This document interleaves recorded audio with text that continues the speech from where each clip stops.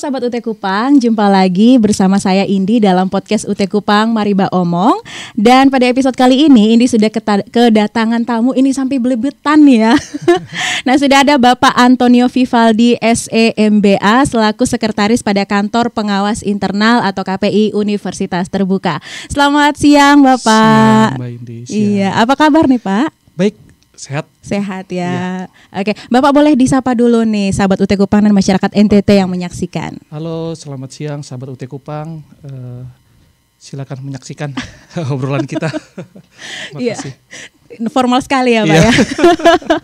Baik Pak. Nah ini untuk pertanyaan pertama nih Pak. Apakah ini merupakan kunjungan pertama ke Kupang?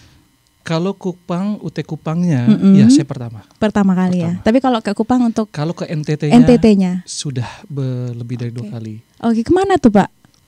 Pribadi, bertualang saya. Oke, wah baik. Ke Labuan Bajo mungkin? Ke Sumba? ND, Kelimutu. Kelimutu. Oh, wow. Itu berapa kali tuh Pak? Kalau itu baru sekali saya ke Kelimutu. Baru sekali ya. Itu ke daerah Komodo ya. Oh ya, Labuan Bajo. Pasti itu destinasi di NTT ya. Ya. Jadi buat sahabat UT Kupang, masyarakat NTT yang belum ke sana, nih kalah nih sama Pak Anton nih. Baik Pak, kita langsung aja ya Pak ya untuk topik podcast kita hari ini terkait kebijakan audit operasional di UT daerah. Nah sebelum kita tanya-tanya lebih lanjut nih Pak, terkait topik hari ini mungkin boleh perkenalan dulu nih Pak. Background pendidikannya apa dan karirnya bisa sampai ke Universitas Terbuka tuh gimana Pak? Silakan. Baik. Terima kasih Mbak Indi. Halo sahabat UT Kupang, perkenalkan nama saya Antonio Vivaldi. Saya sekarang mendapatkan amanah sebagai sekretaris Kantor Pengawas Internal, itu salah satu unit di Universitas Terbuka, unit kerja yang menjalankan fungsi pengawasan. Saya berlatar belakang pendidikan, terakhir saya mengambil S2 Magister Manajemen di Universitas Gadjah Mada. Jadi kalau pengalaman karir di UT mungkin ya, saya sebutkan ya. Jadi waktu pertama kali saya masuk di UT itu saya masuk di kantor Pusmintas namanya, Pusat Penjaminan Kualitas. Penjaminan Kualitas. Nah, habis itu setahun saya lalu pindah lagi ke kantor SPI. Jadi waktu itu 2012 itu bertepatan bahwa seluruh instansi pemerintah termasuk perguruan tinggi negeri di seluruh dan perguruan tinggi swasta di seluruh Indonesia itu diharuskan memiliki unit pengawas internal atau SPI. Nah di situ saya ditarik, habis itu saya pindah lagi ke bagian perencanaan, bagian perencanaan penganggaran, dulu namanya Biro Administrasi Akademik dan Perencanaan BAPM. Lalu saya lanjut studi lanjut, mendapatkan kesempatan dari pimpinan. Lalu setelah selesai sekolah ditarik lagi ke SPI. Nah pada saat menjadi PTNBH menjadi KPI, Kantor Pengawas Internal. Oke, wah luar biasa. Berarti dari backgroundnya sendiri udah dari audit ya nih Pak ya, Pusmintas ya Pak ya. Betul ya, luar biasa. Nah Pak Anton ini juga masih dalam pengenalan nih ya Pak Anton ya. Boleh dijelaskan dulu nih, kan tadi kan dari KPI ya Pak ya, fungsi dan tugas kerja pokok dari unit Kantor Pengawasan Internal itu apa saja sih Pak? Baik. Jadi teman-teman sahabat UT Kupang yang kita ketahui bahwa kalau di PTN khususnya di kita ya perguruan tinggi negeri itu tata kelola itu ada 2, tata kelola akademik dan non akademik. Nah jadi memang sesuai struktur organisasi di UT itu sendiri. Jadi memang pengawasan itu ada 2, pengawasan terhadap akademik dan pengawasan terhadap non akademik. Nah pengawasan akademik itu memang itu ranahnya dari Kantor Penjaminan Mutu KPM. Makanya sering dilakukan audit mutu, ISO. Jadi itu untuk menjamin kualitas akademik kita sehingga memang dapat memberikan layanan akademik terbaik untuk teman-teman kita UT Kupang. Lalu kalau yang kedua terkait non akademik itu ranahnya Kantor Pengawas Internal. Jadi kita yang sering berkoordinasi dengan Inspektorat Jenderal Kementerian, dengan BPK, Badan Pemeriksa Keuangan, dengan Kantor Akuntan Publik. Nah kita itu memastikan bahwa semua tata kelola non-akademik, baik itu keuangan, SDM, lalu pengelolaan aset itu dapat berjalan efektif semua. Sehingga menunjang visi misi UT itu sendiri. Wow, luar biasa. Ini berarti udah nyambung nih ya Pak ya, dengan apa saja sih yang dilihat ya oleh KPI sendiri di dalam operasional seluruh unit yang ada di Universitas Terbuka. Nah, baik Pak, ini dalam rangka ini kebetulan nih Pak Antoni sekarang lagi ada di Kupang dalam kegiatan audit oleh tim KPI dan akan melakukan audit ini sudah berjalan selama 4 hari dan besok adalah hari terakhir untuk penutupan. Jadi di sela-sela kesibukan bisa meluangkan waktu untuk datang di podcast nih. Boleh dijelaskan sedikit nih Pak dalam rangka kunjungan kerja di UT Kupang nih apa saja sih yang dilakukan di dalam kegiatan audit tersebut dan apa saja aspek yang diaudit? Mungkin tadi sudah disinggung ya Pak ya. Silakan. Baik, jadi teman-teman sahabat UT Kupang ya Mbak India. Jadi kita paham bahwa teman-teman mahasiswa itu kan membayar UKT, uang kuliah tunggal. Betul. Nah, uang kuliah tunggal itu kan terdiri dari untuk membiayai semua layanan akademik yang diterima oleh mahasiswa. Itu mulai dari rekrutmennya, pada saat rekrutmen, pada saat tutorial, pada saat ujian, sampai mahasiswa tersebut teman-teman itu wisuda atau UPI ya kalau dulu kita upacara ijazah. Nah disitulah peran kami, tugas kami itu memastikan bahwa semua proses bisnis itu dapat terawasi dengan baik. Jadi terkelola dengan baik, terawasi dengan baik, dan sesuai layanan diterima oleh mahasiswa. Jadi kita peran kita di sini itu untuk mengawal yang dibayar oleh mahasiswa itu memang murni didapatkan oleh mahasiswa. Jadi harapannya jangan ragu lagi lah kepada teman-teman kita ya, sahabat UT Kupang ya, bahwa semua yang diberikan layanan itu harapannya kita bisa berikan yang terbaik. Jadi apa yang sudah diberikan hak mahasiswa itu benar-benar dinikmati oleh mahasiswa sendiri ya Pak ya. Oke. Nah Pak, dalam pelaksanaan kegiatan audit nih oleh KPI nih Pak, boleh dijelaskan tidak sih tahapan-tahapan pelaksanaannya itu seperti apa? Karena kalau kita lihat kan sebenarnya peran KPI ini adalah strategic partner dari setiap unit yang ada di universitas terbuka tuh. Itu seperti apa Pak? Silakan. Jadi tahapan yang kami melakukan audit, jadi kita melakukan audit itu pertama kali di N-1, 1 tahun sebelumnya, kita itu menyusun program kerja pengawasan Mbak Indi.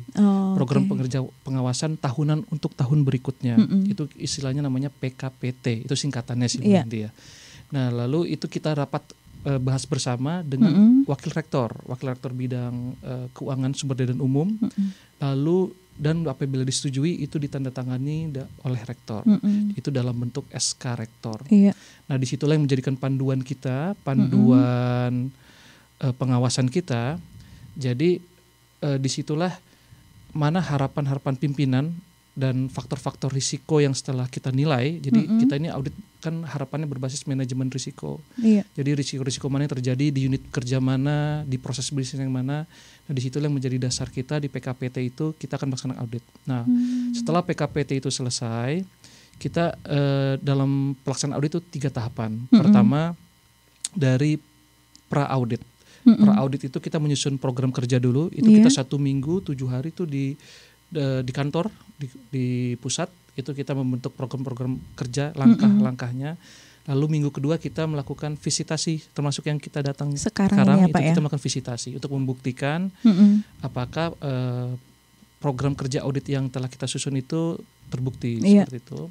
Lalu nanti sesudah ini 1 minggu berikutnya kami akan melakukan pelaporan.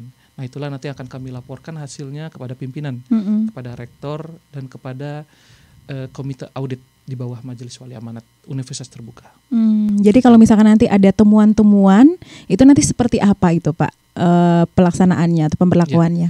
Kalau setiap ada temuan, kita nanti ini kan kita internal untuk internal. Iya, betul. Jadi pada saat minggu kedua seperti sekarang visitasi, nanti di hari Jumat kami melakukan exit meeting.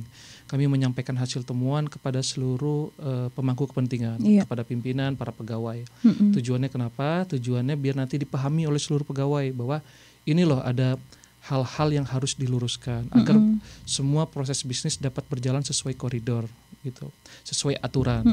Jadi nanti di situ kita memberikan tanggapan kepada memberikan kesempatan kepada para pegawai, para pimpinan untuk memberikan tanggapan.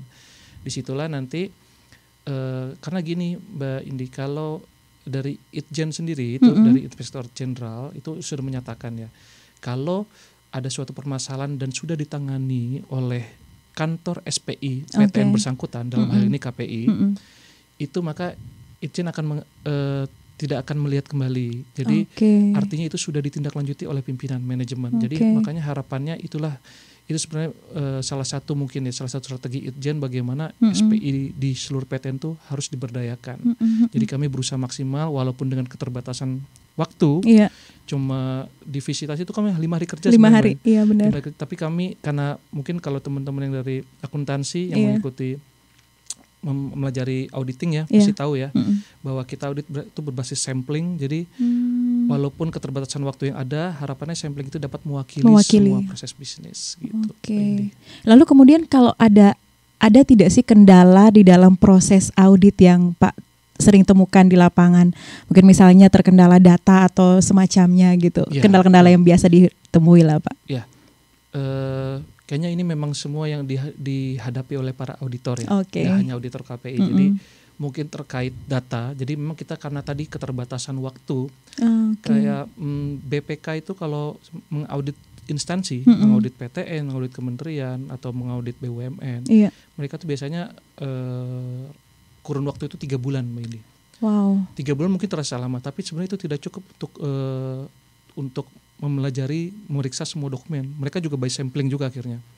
Nah, karena keterbatasan waktu yang ada itu, data biasanya, walaupun udah minta jauh-jauh, kayak BPK ya, UT ini bukan hanya UT, seluruh PTN itu pasti diaudit BPK. Itu jauh-jauh hari dari dia itu mereka itu masuk tuh bulan Maret, sekitar bulan Maret. Tapi dari bulan November mereka udah minta data. Nah itu untuk mengantisipasi data-data dan juga untuk dalam rangka penyusunan tadi program kerja audit tadi. Nah itu pertama masalah data Mbak Indi. Terus yang kedua, kalau yang dihadapi khususnya bagi kami auditor internal, masih ada stigma bahwa auditor itu mencari-cari kesalahan. Gitu. Oh iya benar. Masih ada stigma. Mungkin pasti itu udah melekat sekali ya. Betul. Oh ini auditor nih pasti nyari-nyari kesalahan nih, gitu, nyari kerjaan. Nah kalau untuk auditor internal itu khusus sebenarnya itu adalah momentum kita untuk berkaca diri. Jadi kadang Mbak Indi ya, kalau melihat kelemahan kita sendiri itu sulit Mbak Indi. Betul. Kalau ditanya apa kelemahan diri kita, mungkin udah terlintas di pikiran tapi susah disebutkan gitu. Nah tapi kadang yang bisa melihat itu adalah orang lain. Jadi misal Mbak Indi, apa sih kekurangan saya? Nah itu mungkin lebih dapat tersampaikan gitu Mbak Indi. Nah disitulah peran auditor, peran kami internal KPI di situ untuk melihat, membantu manajemen khususnya di sini manajemen UT Kupang dan termasuk di seluruh UT daerah. Oh ternyata ini loh ada hal yang harus diluruskan, dikoridorkan. Nah karena saya yakin apalagi di UT Kupang termasuk Mbak Indi di sini kan beban load pekerjaan pasti banyak Mbak Indi ya. Bagaimana melayani mahasiswa dan lain sebagainya. Nah karena kita suka miss kealfaan, di situ peran kita. Baik. Itu kendala yang kedua artinya berarti persepsinya. Jadi jangan takut dengan kedatangan tim auditor internal karena sekarang paradigma auditor itu bukan lagi, kalau dulu istilahnya dinamakan watchdog. Jadi itu yang suka menggonggong, cari-cari kesalahan, tapi sekarang adalah paradigmanya adalah trusted advisor. Jadi membantu sebagai mitra strategis dari manajemen. Konsultan juga ya Pak ya. Oh jadi itu akan mempengaruhi situasi selama melakukan audit tuh Pak, kalau masih takut ya Pak ya. Padahal nggak punya kesalahan apa-apa nih mungkin ya Pak ya. Tapi udah gugup duluan nih Pak. Benar-benar. Oke berarti itu yang harus, stigma itu yang harus diubah ya Pak ya. Dan juga tadi menyangkut dengan data. Nah kemudian nih Pak, selama melakukan audit bersama dengan tim KPI nih Pak, adakah pengalaman unik yang Bapak alami mungkin yang bisa di-share ke sahabat UT Kupang? Mungkin ada temuan-temuan atau apapun yang boleh di-share ke publik yang unik gitu Pak, boleh diceritakan nih. Pengalaman yang unik, oke. Kalau pengalaman ini bukan di auditnya pertama ya, bukan di auditnya. Yang jelas kalau pernah mendengar lagu Bang Thoyib ya. Nah kalau kita visitasi audit, kebetulan UT ini kan luas unit dari ada dari Sabang sampai Merauke. Nah itu kalau kita pergi visitasi kita meninggalkan keluarga. Itu dan lama ya Pak ya. Dalam waktu yang lama. Betul. Ini nggak apa-apa ya sambil yang di luar audit dulu. Terus yang kedua ya kayaknya itu sih keluarga ya. Oke, kalau untuk pengalaman unit auditnya, temuan audit lebih kepada ini Mbak Indi, lebih kepada mispersepsi saja sih. Jadi banyak temuan-temuan yang terjadi yang kita angkat itu. Ini sifatnya bukan rahasia ya. Itu karena salah menginterpretasikan aturan. Jadi aturan-aturan, kadang aturan yang dibuat oleh Menteri Keuangan, SBM, Sander Biaya Masukan itu multitafsir. Nah, itu yang ditemukan nanti kalau ada auditor eksternal masuk, menurut pendapat auditor tahun ini artinya ini A, tapi nanti ada auditor berikutnya artinya B. Nah, jadi itu masalah penafsiran saja sebenarnya yang sering umumnya terjadi. Jadi nah di situ bagaimana kita sebagai langkah konsultan ya, menjalankan peran konsultan itu dapat memastikan bahwa yang berkonsul kepada kami itu yakin untuk melakukan kegiatan. Makanya kami itu memberikan layanan. Kantor pengawas internal itu tidak hanya melakukan fungsi audit, tapi juga memberikan layanan 24 jam. Indi. Jadi silakan kalau ada yang menghubungi, menelpon, kita akan 24 jam Mbak Indi. Wow. 24 jam. Jadi kalau ada yang WA jam 1 malam dibalasnya tapi besok pagi. Ya Pak ya. Oke, betul gitu. Ya. Berarti itu kan aturan-aturannya kan ada yang berubah-ubah tuh ya Pak ya.